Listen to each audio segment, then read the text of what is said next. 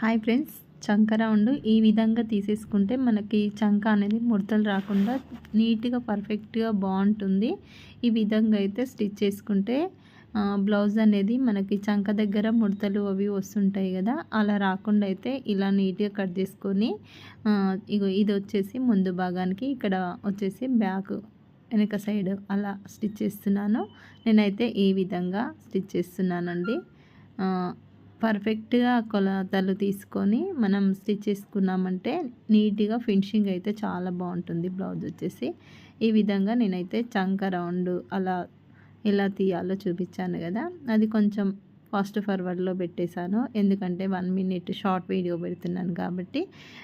ఇది full video అనేది నేను పెద్ద వీడియోలో అప్లోడ్ చేస్తానండి, చూసేసేయండి. ఇక్కడైతే బ్లౌజ్ స్టిచ్ చేశాను, ఎలా ఉందో కామెంట్ సెక్షన్లో కామెంట్ చేసుకోండి. బాయ్ అండి, ఉంటాను మరి.